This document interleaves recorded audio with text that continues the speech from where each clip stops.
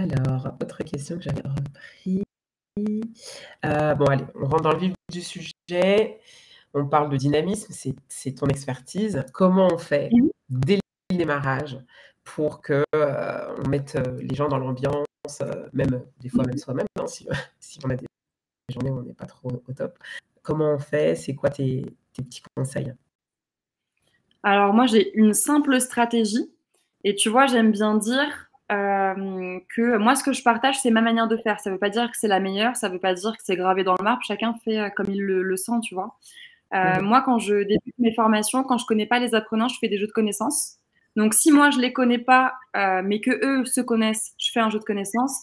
Si moi, je ne le connais pas et qu'eux ne se connaissent pas, je fais aussi un jeu de connaissances, OK? Pour apprendre soit que moi, j'apprenne à les connaître, soit qu'eux aussi apprennent à se connaître et qu'on commence à créer cette fameuse dynamique de groupe. Et je trouve ça plus sympa, tu vois, de commencer par un petit jeu que plutôt de commencer en étant assis, en écoutant le formateur dire bon alors bonjour, aujourd'hui la thématique c'est ça, on va être de telle heure à telle heure ensemble, je m'appelle Marine, voici mon CV. Enfin, je trouve ça plombant en fait, tu vois. C'est pour ça que moi je commence mes journées par des jeux en fait. Donc soit je fais des jeux de connaissances, soit je fais des forums. Le forum c'est pour avoir le ressenti des apprenants. Et le forum je le fais dans plusieurs soit je connais le groupe et donc du coup on n'a pas besoin d'apprendre à se connaître, mais Mmh. ça m'intéresse de savoir comment ils se sentent ce matin ou alors comment ils se positionnent par rapport à la thématique que j'ai prévu d'aborder avec eux dans la journée. Ça peut être ça. Ça peut être avec un groupe que je ne connais pas et qui ne se connaissent pas, donc on fait un jeu de connaissances et après on fait un forum.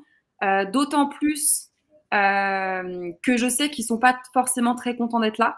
Mmh. Moi j'aime bien les faire s'exprimer sur ça en fait, donc j'investis un forum, pareil pour avoir le ressenti. Et quand j'ai les apprenants aussi, ouais, c'est pareil en fait. J'allais te dire quand je connais les apprenants, soit je les ai sur plusieurs jours, soit je les ai de manière espacée sur plusieurs semaines ou plusieurs mois, mais je les vois pas forcément tous les jours. Et en fait, j'ai des forums différents. Si je les ai sur plusieurs jours, je vais faire un forum sur comment ça s'est passé hier. Est-ce qu'il y a des choses à revoir? C'est quoi votre positionnement? Comment vous avez évolué? Si je les vois une fois un petit peu toutes les semaines ou tous les mois, je vais utiliser d'autres techniques. Mais en tout cas, ouais, toujours commencer par un petit boost, on se réveille un peu. Et puis tu vois, on se réveille aussi tranquillement.